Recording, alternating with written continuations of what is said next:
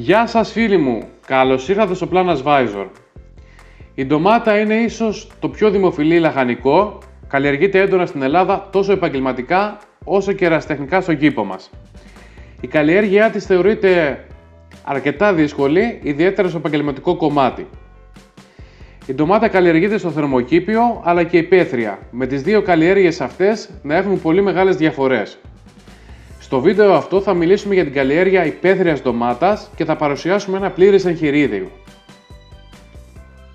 Οι ποικιλίες που επιλέγονται για υπαίθρια καλλιέργεια είναι κυρίως αυτοκλαδευόμενες ποικιλίες, δηλαδή έχουν θαυνώδη βλάστηση και όχι αναρριχόμενες, όπως το θερμοκήπιο. Οι ποικιλίες αυτές μπορεί να υστερούν σε παραγωγικότητα, αλλά είναι πολύ πιο εντυπωσιακές όσον αφορά τη γεύση τους. Τέτοιες ποικιλίες είναι η Bobcat, η Claudine, η Ebbia, η Tory, η Troy και άλλες. Η μεταφύτευση των φυτορίων στον αγρό γίνεται από τα τέλη Μαρτίου μέχρι και τα μέσα Μαΐου, ανάλογα την περιοχή και τις κλιματολογικές συνθήκες που επικρατούν. Η ντομάτα είναι ένα σχετικά θερμόφιλο λαχανικό και οι χαμηλές θερμοκρασίες της δημιουργούν πολλά προβλήματα. Μάλιστα κάτω από τους 13 βαθμούς Κελσίου έχουμε αδυναμία καρπόδεσης, ενώ κάτω από 9 βαθμούς Κελσίου αναστέλλεται και η ανάπτυξη του φυτού. Οι πολύ υψηλές θερμοκρασίες πάνω από 32 βαθμούς δημιουργούν και αυτές προβλήματα στην καρπόδεση. Άριστες θερμοκρασίες ανάπτυξης είναι οι θερμοκρασίες 25 με 30 βαθμούς Κελσίου για την ημέρα και 16 με 20 βαθμούς για τη νύχτα, ενώ απαιτείται μέτρια έως σχετικά υψηλή υγρασία, περίπου στο 65 με 80%. Προσοχή στη μεταφύτευσή μας, τα φυτά θα πρέπει να εγκατασταθούν στον αγρό πρωινές ώρες για την αποφυγή εγκαυμάτων, ιδιαίτερα σε θερμές και ιόλουστες μέρες. Το στάδιο που θα πρέπει να είναι τα φυτόρια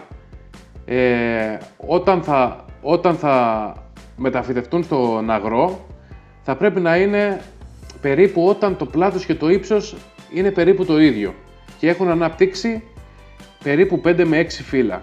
Σε καμία περίπτωση δεν φυτεύουμε φευγά τα φυτά με μεγάλα μεσογονάτια και κυρίως δεν φυτεύουμε φυτά που έχουν ανθεί στο φυτόριο. Πριν την εγκατάσταση όμως κυρίως μιας επαγγελματικής καλλιέργειας, θα πρέπει να γίνεται οπωσδήποτε εδαφολογική ανάλυση για την επιλογή του κατάλληλου χτήματος για την καλλιέργεια. Η ντομάτα αναπτύσσεται καλά σε ελαφρώς όξινα εδάφη με άριστο pH το 6 έως 6,5, χωρίς να αντιμετωπίζει όμως σοβαρά προβλήματα σε μεγαλύτερες τιμές. Υπάρχουν αρκετοί παραγωγοί που συνεργαζόμαστε που καλλιεργούν μέχρι και 7,5-7,7 pH. Προσπαθούμε να επιλέγουμε χτήματα καλά στραγγιζόμενα, ελαφρώς αμμώδες, με καλή περιεκτικότητα σε οργανική ουσία. Η σύσταση του εδάφους και η περιεκτικότητά του σε θρεπτικά στοιχεία θα αποτελέσουν οδηγό για τη σωστή άρδευση και τη σωστή λίπανση της καλλιέργειάς μας. Το χτήμα θα πρέπει να οργωθεί, να φρεζαριστεί και να ψιλοχωματιστεί πριν τη φύτευση. Οι αποστάσεις που θα φυτευτούν στην ύπαιθρο είναι από 50 έως 75 εκατοστά μεταξύ των φυτών και από 1 έως 1,5 μέτρο μεταξύ των γραμμών. Κάτι που θα εξαρτηθεί από την υποστήλωση που θα κάνουμε και τη γονιμότητα του χωραφιού. Για το πότισμά μας προτιμάμε την άρδευση με σταγόνες, συνήθως τετράλιτρων σταλακτιφόρων σωλήνων, με σκοπό την καλύτερη αξιοποίηση του νερού και την αποφυγή υπερβολικής υγρασίας που θα ευνοήσει διάφορες μυκητολογικές ασθένειες, αλλά και εντομολογικούς εχθρούς. Τα ποτίσματά μας μπορεί να γίνονται μέρα παραμέρα στην αρχή που οι θερμοκρασίες είναι χαμηλές και μετέπειτα κάθε μέρα με τα ενήλικα φυτά να απαιτούν περίπου 3 λίτρα την ημέρα νερό. Σε ακραίες θερμοκρασίες μπορεί να επιλέξουμε να μοιράσουμε το πότισμά μας στα 2, ποτίζοντας με 2 λίτρα νερό το πρωί και 1 λίτρο το βράδυ. Προσέχουμε να μην κάνουμε υπερβολές στο νερό κατά την περίοδο της ανθοφορίας, καθώς μπορεί να δημιουργήσουμε προβλήματα στην καρπόδεση.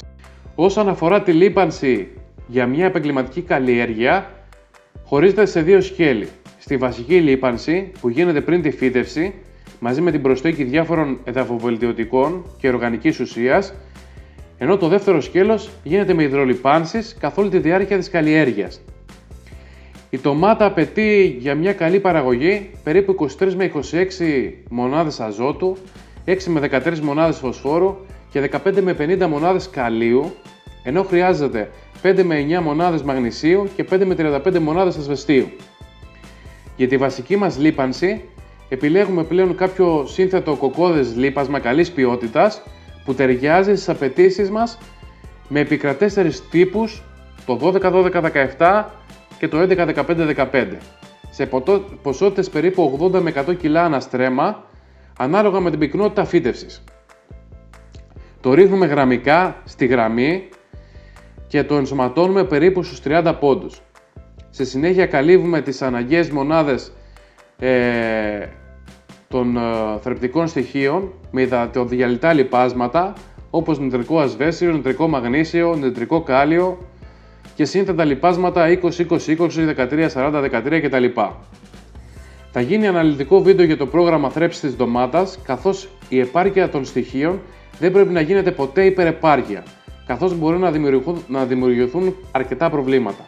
Σημαντικό κομμάτι της καλλιέργειας είναι η εφαρμογή εδαφοκάλυψης με μαύρο νάιλον για την αντιμετώπιση ζυζανίων και την αποφυγή χρήσης ζυζανιοκτώνων, όπως επίσης και η υποστήλωση με την οποία αποφεύγονται οι επαφές των καρπών στο έδαφος και η ανάπτυξη μικητιάσεων όπως ο βοτρίτης, ενώ μειώνεται ο κίνδυνος ηλιακών εγκαυμάτων από την άμεση έκθεση των καρπών στον ήλιο. Η υποστήλωση θα μας διευκολύνει στην εφαρμογή των απαραίτητων ψεκασμών και στη μετέπειτα συγκομιδή. Επηρεάζει επίσης την ποιότητα, την προημότητα και αυξάνει το βιολογικό κύκλο των φυτών και κατά συνέπεια αυξάνει την παραγωγή. Η ντομάτα αντιμετωπίζει πολλά προβλήματα από εχθρούς και ασθένειες, ενώ παρουσιάζει και εμφανισιακά προβλήματα και ανομαλίες, οι οποίες οφείλονται σε δύσκολες περιβαλλοντολογικές συνθήκες και κακή θρέψη. Από τους εντομολογικούς εχθρούς, ο σημαντικότερος είναι η τούτα, η οποία είναι ένας πολύ δύσκολος εχθρός και αντιμετωπίζεται με συνέπεια και ολοκληρωμένη διαχείριση, δηλαδή τοποθέτηση παγίδων, ωφέλιμων εντόμων και πολύ στοχευμένο πρόγραμμα ψεκασμών με εναλλαγή δραστικών και επιμελής χρήσης εντομοκτώνων. Δευτερεύοντες αλλά σημαντικοί εχθροί είναι ο αλευρώδης, ο θρύπας, οι αφίδες και οι τετράνυχοι, οι οποίοι αντιμετωπίζονται πιο εύκολα.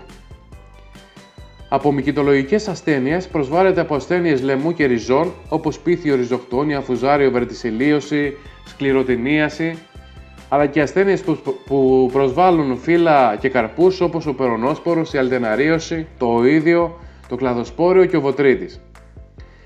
Στις ασθένειες σημαντικό ρόλο παίζουν και τα καλλιεργητικά μέτρα όπως είναι το επιμελές και όχι υπερβολικό πότισμα, οι αραιές φυτεύσεις και ο καλός αερισμός των φυτών.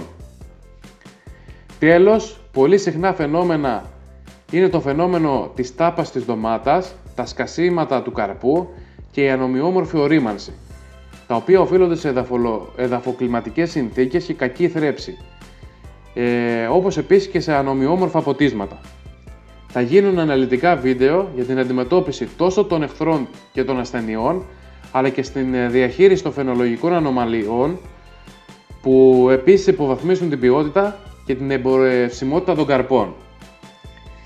Για τυχόν απορίες, αφήστε το σχόλιο σας στο βίντεο ή επικοινωνήστε μαζί μας στο παρακάτω email.